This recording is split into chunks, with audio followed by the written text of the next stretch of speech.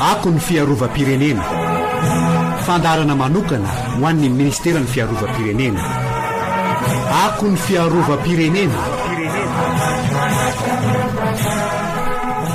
falita faraka amintsika indray tokolazy tokokovavy amin'ny fandarana ako ny fiarovam-pirenena ity ary ity dia mialatsina amintsika piano sahady fanaroso aloha kely ity fandarana ity satria anaraka ny fitantarana mivantana ny alalao baolina kitra isika ao izao fandarana izao ety dia manatitra ny araba isika rehetra ary manasa atrany anaraka hatramin'ny farany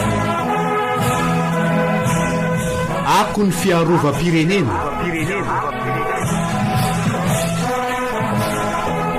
mbola ijanona any Tomasina ihany ny fandarana anio tamin'ny eliny isika ny resaka ny ola fahevitra ny vonjovoina barikadimy izao ndray isika mbola ijanona any amin'ny renivohitra be tsy misaraka iny ihany fa ny bataillon d'infanterie Tomasina indray no asiantsika resaka anio ka ny colonel Randriana Akson Elzea Lalaina Ratiakson commande ny bataillon d'infanterie Tomasina no vahintsika rehefa aveo tsara ny mampafantatra ny bataillon d'infanterie Tomasina dia eo ambany fehezan'ny brigade d'infanterie Atsinanana ao anatin'ny farim-piarovana sy filaminana na GDS Pangalana ary ambany fiahin'ny état-major ny tafika Antanety manana olafy efatra dia Vatomandry, Vavatena, Mavantsety ary olafy efatra izay misana ny fampianarana sy fandrindrana ny asa ankinonamina ao amin'ny Toby ka enana lakininy Toby General Jonas Joseph Noel no fibe ny fibekony ino ny andraikitry ny bataillon d'infanterie Tomasina ny commande ny bataillon ny colonel Randriana Akson Elzea Lalaina Ratiakson no mitondra fanazavana ny bataillon d'infanterie Tomasina dia natao indrindra amolavola ny miaramila mba afaka iantsehatra afaka hidina eny an-kiandra anatanteraka ny iraka ady amin'ny tsy fandiam-pahalemana izay fiolany etsero miezaka ny ametsaka sy anamafya ny atao hoe tany tandalana ary fezahana anatina kaikaiky kokoa ny vahoaka malagasy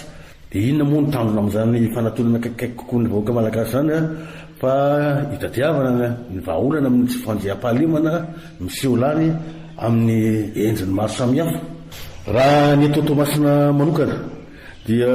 azo lazaina hoe anisan'ny ambana miseho matetika isan-taona indrindra amin'ny vanim-potoana ny fahavaratra ny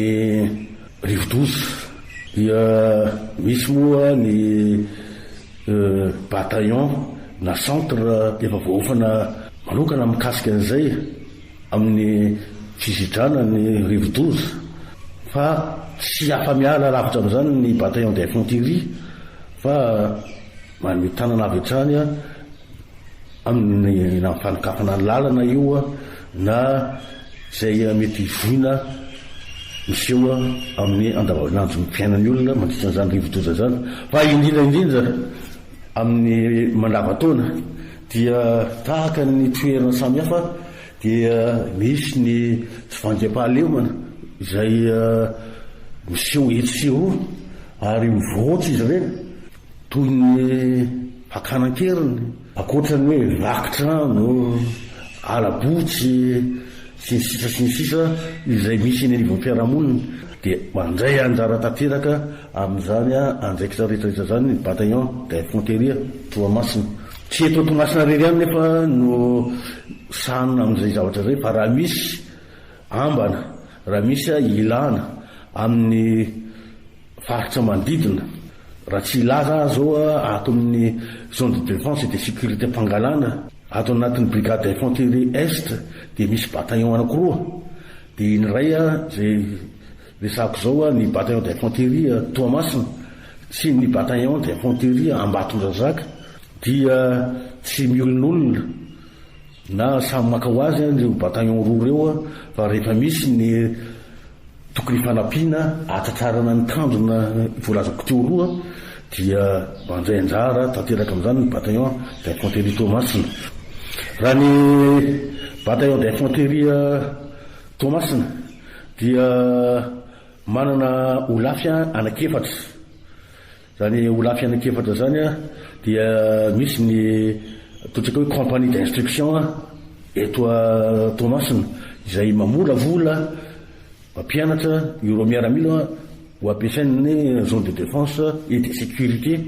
zay averiko matetika ihany fa anatin'ny fanitsin-davitra isika dia ny bataillon d'infanterie anatin'ny chaîne organique ary ny zone de défense et de sécurité chaîne opérationnelle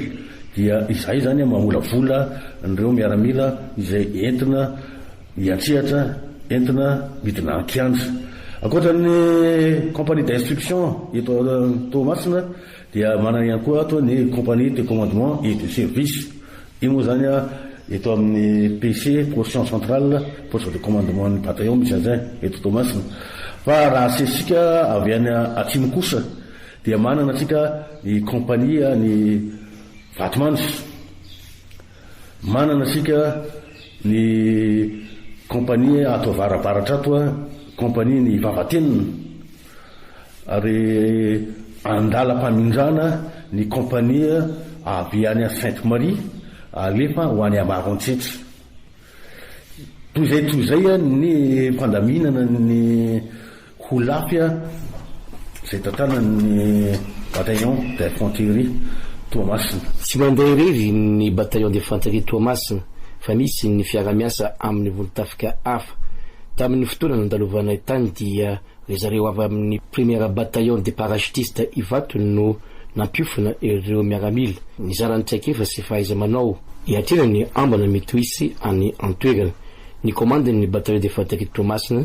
ny colonel Randrianarson Elzea Lalaina Ratiakson. Fananana tafika vonona hiatrika ny zavamisy, fananana tafika vonona hiatrika ny ambana. Ao ihany koa ny tanjona katsara dia fananana tafika tsara tantana amin'ny alalan'ny fisin'ny chaîne organique miaramila matianina mivelatra amin'ny lafiny maro samihafa, mivelatra misimisy kokoa, mafia ny fampiasana ny fitaovana izay ilain'ny fitandrom-pilaminana mifanaraka amin'ny vaninandro ankehitriny. Ady izany indrindra no natonga anay ho tapa-kevitra nametraka fiara-miasa akaiky manokana amin'ny bataillon parachutiste any Ivato Tananarivo dia manofana ireo miaramila ny bataillon d'infanterie Toamasina izy ireo mizarany traikefa mba ametrahatra tsara na zay tanjona voalazako teo ambony zay dia mivelatra misokatra amin'ireo bataillon d'infanterie hafa na centre d'instruction izahay mba ananana zay miaramila vonona hiatrika ny toetrandro ankehitriny zay. Ny tanjona tena tratrarina amin'ny fisiany tony toby itony dia fametrahana na ihany koa atao hoe fampiakarana ny tany ny fandriam-pahalemana sahaza ny vahoaka amin'ny fomba maritra mba ahafahan'izy ireo miroso kokoa amin'ny fampandroana dia atapan'ny vahoaka zany fa afaka mamokatra, afaka miaina lavitry ny orooro, tsy miasa ireny akory izy fa miaraka amin'ireo ny gendarmerie nationale ary ny police nationale ihany koa. Ao anatin'ny fanofanana ireo miaramila ato anatin'ny bataillon isika. Ny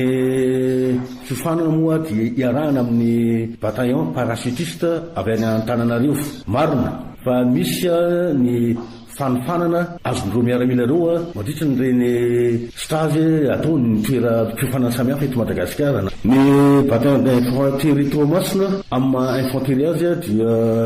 manana ny fiofanana natokana ho an'izay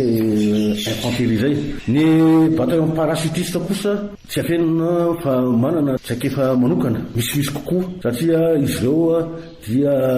maro ny nahazo ny fiofanana ho commando na mpanao viveriny ainy. Dia izay indrindra zay fahaiza manao zay toetsaina izay no tianay fanakalozana amin'ireo bataillon. Tsy tratra amin'ny bataillon d'infanterie Toamasina sy ny bataillon para ihany zao fiara-miasa zao fa mbola ho avy isokatra kokoa amin'ny bataillon hafa mba ananana an'izay le miaramila maty anina manana traikefa velatra ary mafe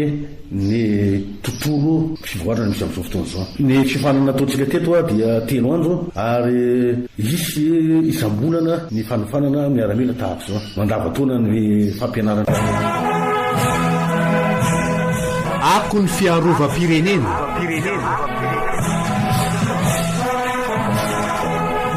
Izay ihany koa no mamarana ny fandarantsika androany angasana sika rehetra naraka zany hatramin'ny farany. Rehefa aveo tsika dia anaraka ny fitantarana mivantana ny lalao baolina kitra. Mangasetraka toboko lahy angatelina toboko vavy. Ako ny fiarovam-pirenena. Fandarana manokana ho an'ny ministeran'ny fiarovam-pirenena. Ako ny fiarovam-pirenena.